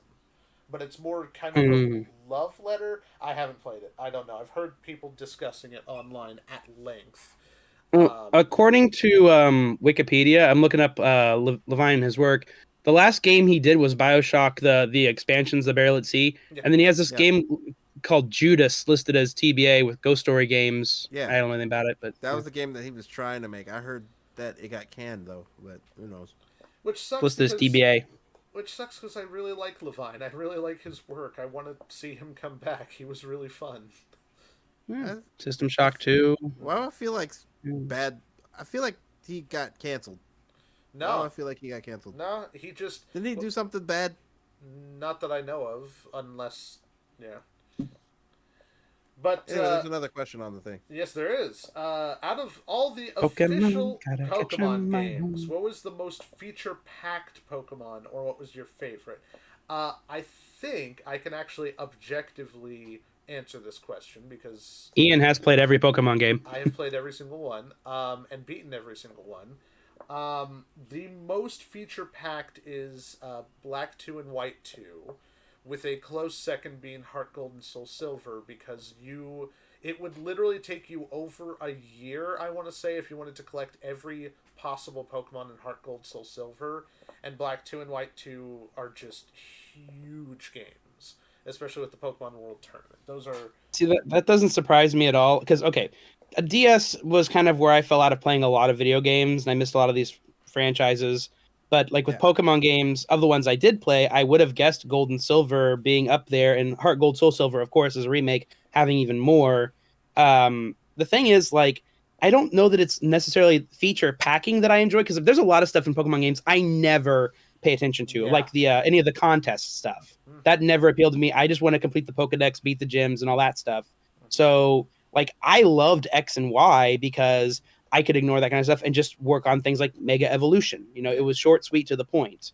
I'm enjoying Violet because it does have a lot of things that I can do, but they're all the kinds of things I want to do. I can go to the gyms, the Titan Pokemon, and the Evil Team stuff as I choose, as long as I watch out for levels. But I like this big world. So of the feature-packed games I've played, I'd say it's probably my favorite. There's a lot to do, and I'm enjoying it. But from what I've heard about Black 2 and White 2, it sounds like there's a lot in those. Oh, yeah, there's tons.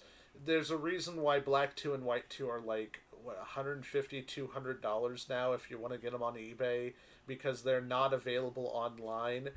Release digital versions of the Pokemon games, you bastards. And not just the Game Boy ones. Yes, all of them. Okay? Like, I'm so annoyed with Nintendo shutting down the Wii U shop in the 3DS store. Like, there's literally your largest back catalog of games you've ever had gone. You know, I would imagine, Ian, there's probably an episode we could write about the Nintendo eShop and the BS behind how that works. We Worthington here. Rich Worthington here. We're not going to release those Pokemon games because we hate you. Specifically you. I'm already, like, they were supposedly going to, like, put digital, like, people have been sort of, hacking's not the right word, but basically hacking into the Switch and looking at the code for the Switch Online store and Pokemon Home, and it would be super easy to integrate the Gen 3 games, the Game Boy Advance games, onto the Switch Online cloud gaming, and it would be easy to be able to transfer Pokemon into Pokemon Home from those games. There have been a lot of YouTubers who have tried to do this, and they're like, hey, if we hack into this, you know, these two communicate super well to each other. It would be super easy to just put the games on Switch Online and have them work with Pokemon Home. And Nintendo's not doing that. Or Pokemon's not doing that. No, really, it's the Pokemon Company. Nintendo would probably do it at a heartbeat, but the Pokemon Company's just like, nah, we're not going to do that yet. Or we're not going to do that at all. Speaking of... okay. They're terrible. Yeah. Speaking of Pokemon Home, I was surprised to find yesterday that I still couldn't transfer stuff from Violet onto Home. I'm like, what the hell? That's happening this year, but later this year. Do we know, like, when specifically? Like, is it like fall, summer? 2013 or 2023. 23. Yeah. Okay, so in the next month or two. Okay. Yes. Because I was just surprised. It's like, what the hell? Grayman's How long asking, these games come out? Oh yeah, they came out last year. Like what? Like November, right? November, and they usually release these. Yeah. It usually takes a few months for them to not like, because there was a problem with Brilliant Diamond and Shining Pearl that they had to kind of like rewrite some of the code because Ilka used different code with theirs for some reason, and so they had to figure it out. Like for some reason you can't transfer Spinda and Nincada to Pokemon Home from BDSP, but you can transfer them from other games. But yes. And partially to answer, because Gray Man asked a question on there, we did mention that Teachers one is coming down the pipeline. Do we have any other ones that you want to announce? Yes. Obviously, Wizards of the Coast. I had said April for that. We, not publicly, but there are a couple of other YouTubers who we're probably going to be doing collabs with over the next few months. I'm not going to publicly say who they are, but there's like, yeah, hopefully if things don't fall through. But Turns out one of them's my neighbor. yes, turns out Jim's And when his daughter was trying to sell us Girl Scout cookies, I'm like, wait, wait, you're that I've seen guy. your stuff. Familiar. Well, Very and familiar. the irony of it all is because my mom answered the door and she's very sociable, and of course she starts talking about you and me doing YouTube stuff, and when he says he does YouTube stuff, and it's like, hey, you need to see this guy. I was like, oh, wait, I know you. Yes, I've seen So- your videos. That's your face. I've seen your videos because he does videos about politics and geography and United States stuff. So it's like, oh hey, Yeah. sorry, I won't spoil anything. I won't say more. But yes, there's another YouTuber who I contacted about a Pokemon video, and they were like, "Oh yeah, we could do that." And so there theoretically are a couple of crossovers within the next few months or so, depending on the scheduling for everything. But so yeah, the big 100% honest we're working on is Wizards of the Coast, which I'm going to reveal is going to be a 2-part episode because there's too much stuff to fit into one episode. It's going to be the D&D episode and then the Magic episode. The other thing that we're working on is Teachers 100% Honest, because that's one that I was just like, this would be a really good idea, and we've got the right people for it. Beyond that, I've got like notes and various different like treatments that I'm kind of working on, but like some of the ones that I've been toying with the idea is 343 Industries, Microsoft, Sony, doing updates on those, and possibly like, I don't know, because I just recorded, it hasn't been published yet, but I recorded a reaction to Crack.com's Honest Ads series, which we have been accused before of copying because they did their first Honest episode about 6 months before we posted our first Honest episode back in 2012. They're funny, but they're also very different from how we do our things, and so I'm kind of like, do I want to shift focus away from video games and do more just like general stuff? I had an idea a while back for if your sister were completely honest with you and if your brother were completely honest with you. I don't have a lot for those because I'm an only child, but just ideas like that branching out into more themes and concepts rather than specific companies was something I had been toying with. I'd been kicking around the idea for if black YouTubers were completely honest. For like If you several want to do months. that, you can. I obviously can't do that. I'm still. I'm workshopping that in my head. That one's taking some time. I understand that completely. But yeah, I'm interested in this. Looking at some of the comments here, talking about. I had to look this up because I had no idea what AEW was. Apparently, a wrestling organization. It's interesting how often I see an overlap of people interested in games and people interested in wrestling. I don't know. Is that a thing? Because I feel like it comes up a lot in the media I consume. it is. Wrestling fans also being gaming fans. Yeah, I don't really watch wrestling, but it is a big overlap. There are a lot of people who will do that. I remember David Miller helped us write the original. Was it WCW or like WWF? Honest, it was the Vince McMahon. He basically pretended to be Vince McMahon for an episode. Mm-hmm. You know who we should probably reach out to for any related wrestling. 100% honest. Caleb.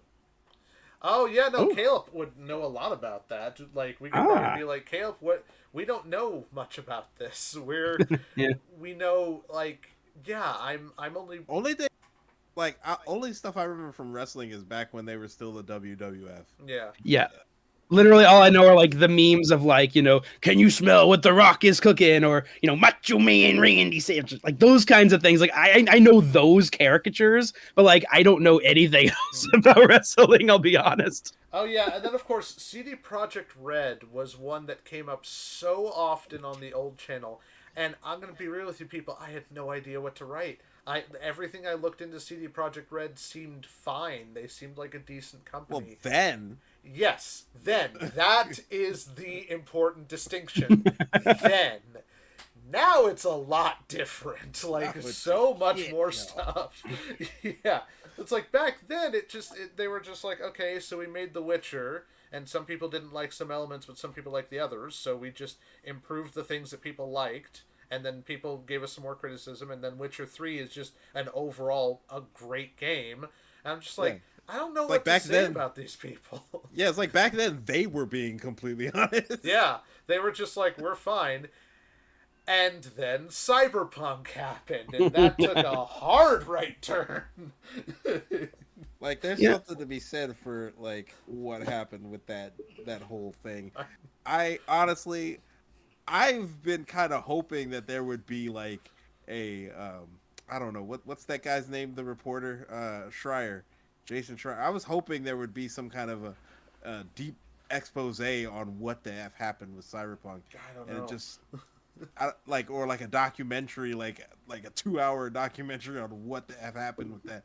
But beyond like just people from the outside looking in, trying to figure out what happened, like I haven't seen any like legitimate exposés on like what actually went down there. So I'd be curious to do some research on that and see what we can find out. One other thing, Grayman Media had also said, what if reaction video content creators were completely honest? So Can we do that? I have a script for that, actually. Yeah, like quite literally, I have a script called "If Content Creators Were Completely Honest," and it's it was mostly made. So do you guys know who Ninja is? I know Ninja Brian. The Fortnite guy, right? Yeah, the Fortnite guy. He made a video series on Masterclass on how to be a content creator.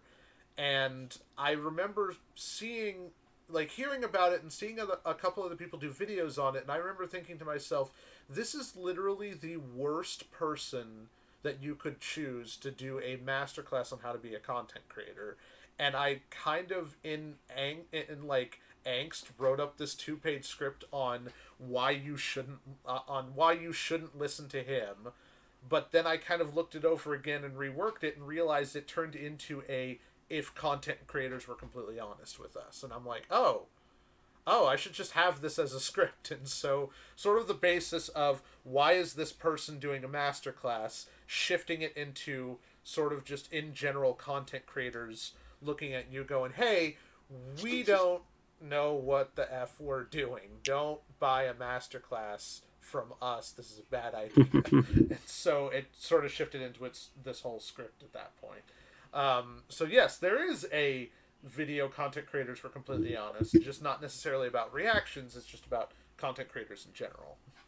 Another thing that we did back in the day that we could try again is we branched out into some of the animation companies. We talked about Disney. You know, we could do something on, I don't know, Cartoon Network, Nickelodeon, or other animation studios like Illumination or something. We had plans to do a Disney honest. Yes, That was still one of my favorites that we made. yeah.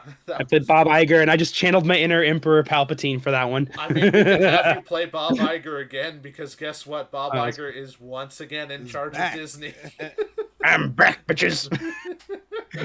You thought the Emperor was dead. Oh, he came back. Somehow Palpatine returned. Emperor Iger Somehow has returned. Bob Iger has returned.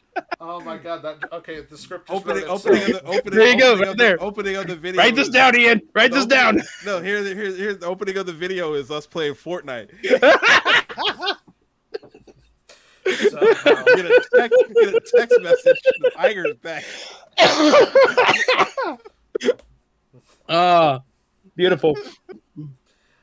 Ooh, old school like Deke. Oh my god, Deke. Oh, I remember them. Every time seeing those into the episodes, you have like that child's bedroom with the window, and then the little ball goes, Deke. It's like that's right up there. That is right up there with the "Hi, I'm Paul" animation studio, whatever that DNA or something like that. You remember that? What would we say about Deke or Filmation? Like, I don't know. What did Filmation make? We'd have to like do some research on. We would have like, to actually what do they some did. real research. Oh on this. god. Oh We yeah. do So, research. Yes, we do actually. yep. No, I I remember these. Literally, I Freaking will videos save. that take so long because we're doing research. So for years and years, I had a Reddit account where I just saved like funny links or interesting photos that I thought were fascinating.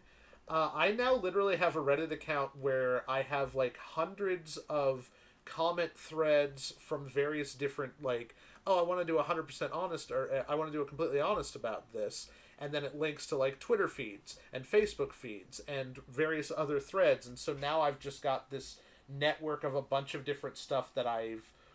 Yeah, why do you think the Wizards episode is taking forever? It's because Wizards don't is a pain. stop.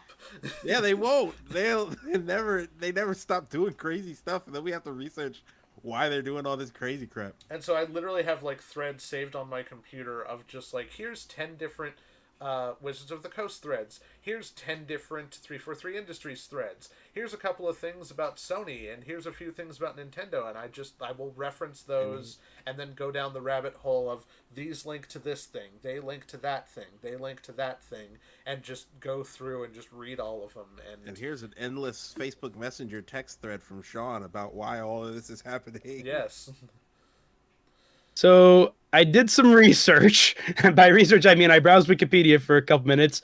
Filmation, y'all, 60s and 70s, they were making so many shows. They made a lot of those Batman, Superman shows of the time. They made the Star Trek animated series. They're the ones who made He-Man and She-Ra. And then they had a few like anime movies. Literally the only film that they made that I have heard of or have seen is the very last one they made, which was this like Snow White sequel called Happily Ever After. But oh my gosh, like was that like these a guys, live action film? No, this is all animation. This is all animation. They did Fat Albert and the Cosby Kids. It's those guys. Jesus. Oh my gosh. Wow. Let me do the Fat Albert episode. I mean, yes. So I'm guessing I don't know who's suggesting these things, but like this is like you know, Cosby honest episode. This would be like the stuff that, you know, our parents probably would have seen as kids. Oh, yeah. Well, actually, my parents would have been teenagers by the 70s, so maybe not, but like their younger siblings maybe. Completely honest. I totally did it. Yes. Oh dear. The Archie show. Right now. Oh my gosh. I definitely did it. They need to lock me in the jail right now. Jello pudding. Oh dear. Oh, this is not good. Oh God. What? I haven't said anything that's inaccurate yet. Oh, the Ghostbusters. Yeah. Wait, who's Chuck Lorre? Chuck Lorre's the guy who made well, he made 2.5 Men, but then he went on to do The Big Bang Theory. Oh, yeah. Okay. Yeah, see, if I did a Chuck Lorre honest, like that would just be me complaining about how I blame him for everything wrong with American discourse. I mean, yeah, 2.5 Men has not aged well at all. And it's not just that; it's like I blame Big Bang Theory for the, I guess what did I call it? The anti-intellectualist movement. I mean, there's a lot of reasons for the anti-intellectualist movement. Big Bang Theory probably helped a little bit, but not like they're not. I blame it solely. I blame it as solely responsible. I don't completely agree, but all right. No, I'm just kidding. I mean, so Deke, of course, it's not solely responsible. Jared Leto also had a hand in it. That's fair. That is fair. It is Jared Leto as well. Oh, you guys! Oh my gosh. Sorry, I'm looking at Deke now. They made Inspector Gadget. Oh. They made the Care Bears, Heathcliff. Oh my gosh. They did the real Ghostbusters. They're the ones who made all those Nintendo cartoons. The Mario and Zelda shows. Wait. Did they make the Captain N? Yes. Captain N. Master? Yep. Oh yeah. G.I. Joe. Adventure Super Mario Brothers. Captain Planet. New Kids on the Block. Oh my gosh. Wait, that's right. They made a New Kids on the Block cartoon. They made the Bill and Ted cartoon show. Oh yeah, of course they did the Sonic the Hedgehog shows. That's why I know Deke. They did all the Sonic shows. Say what? Did they make Hammerman? I don't know. I'm scrolling. Double Dragon. Oh my gosh. Oh, Sailor Moon. Yep, they did the syndications for that. King Arthur and the Knights of Justice. Oh, it wouldn't surprise me.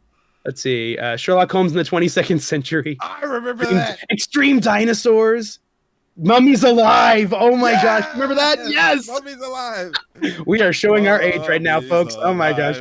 What about Speed Biker Mice Racer from X, Mars? Stargate Infinity. Knights of the Zodiac. Dino Squad Trolls, Horseland. Oh no, it was my Deke. gosh. Deke did Hammerman. Yes, Hammerman. Oh my god. Superhuman Samurai Cyber Squad. Yes. With Matthew Oh my so gosh. This is so weird. Just doing a quick deep dive on Hammerman. Three of the episodes. So like, it looks like not all of the episodes aired, but 3 of the episodes have written by 2 TBD. Like they don't have an official writer. It just says TBD from 1991. It's like writer can't be determined if it's actually written. Yeah, it's like who wrote? Oh, this show! I remember that. Yeah, no, I'm looking up Hammerman now. I remember now the MC Hammer show. Yep. Yeah. I oh my gosh. I never forgot Hammerman. Oh my gosh. Hammerman. God, yeah, Matt. Like, did he have like magic shoes? Wasn't that his thing? Possibly. Oh my gosh. Like magic. He had like magic, or what? Maybe they were his pants. Okay, so pants.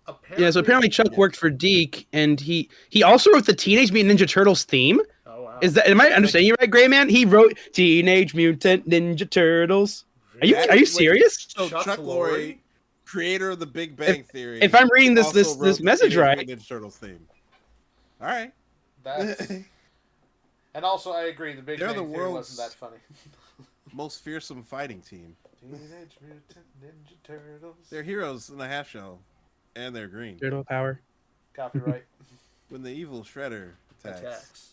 These turtle boys, they don't cut them no slack. I always thought, like, when I was younger, I thought that said they don't cut them 2 slacks. Like, that was a slang for, like, cutting someone to pieces because they had swords and stuff. So my favorite thing I learned about the Teenage Mutant Ninja Turtles, I learned actually watching a video from, I think it was a Channel Awesome video, where they were reviewing a commercial for Teenage Mutant Ninja Turtles, and they happened to say during the commercial that it's like relive the exciting true story about how Teenage Mutant was like, wait, hold on a second, what? Exciting true story. No, like seriously, there's a Teenage Mutant Ninja Turtle commercial somewhere out there where they say that the story of Teenage Mutant Ninja Turtles actually happened. That's not possible. No, it isn't. What? And I'm just like, you know what? Let's relive the exciting true story. Yeah, 4 turtles got some chemicals splashed on them, and they became mutants and saved New York from an evil ninja clan from ancient Japan that rides around in a giant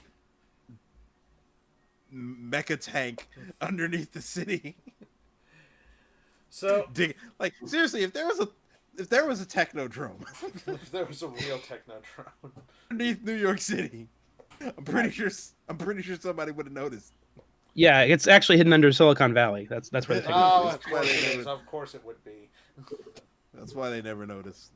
That's why there's so many Silicon Valley shows on streaming. Like every streaming platform has a Silicon Valley show. Smart.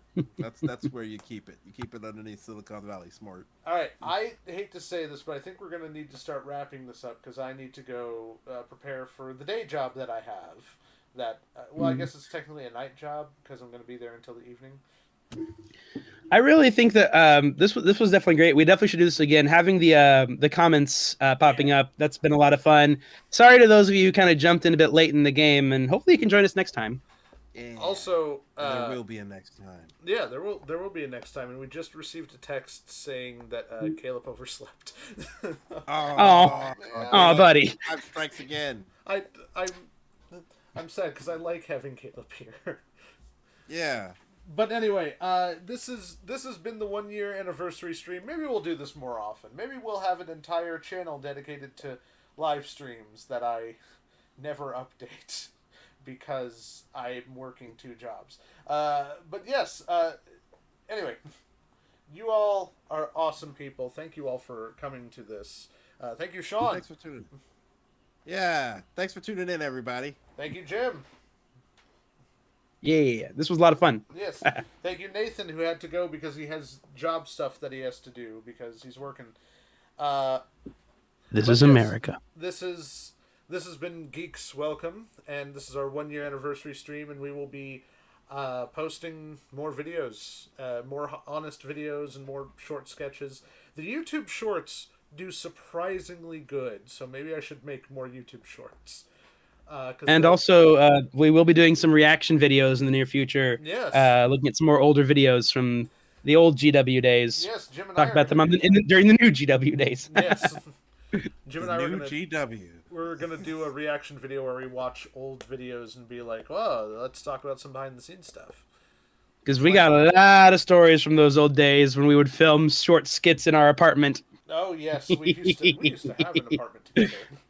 In fact, that's one thing that I found funny because one comment, real quick, one actual comment was that someone had said on the BioShock movie sketch that we did, was where we were just like, "Oh, it's so nice to see you and Jim working together again." And I'm like, yeah, Jim and I were living together for 5 years. We had him as a roommate, and A lot of good times filming on that futon yeah, that fell apart. yeah. My So God. we never really stopped seeing each other. We just Yeah. stopped making videos for a while for various reasons. But yes, now we're making videos. Yes, again. surprise, surprise, folks. We're all actually friends, and we've been friends since before we did all this stuff. We're So friends in real life. Yes. we don't just do this, once a week for your entertainment. We actually do enjoy just catching up. Yes. And now, Yeah, thank you. Somebody caught that. The GW programming is better than the CW programming. Yeah, I was hoping somebody would catch I was that. going there. I was going there. It was like I was gonna say the new GW. We're like the old CW, but actually good. actually better. All right, well, we're going to have to end this here, but you all have been a wonderful audience. Thank you so much for coming today. Thank you guys for helping me. And more videos to come, and maybe more live streams to come. Maybe people seem to really like this. This turned out really well, and so we will do this again sometime.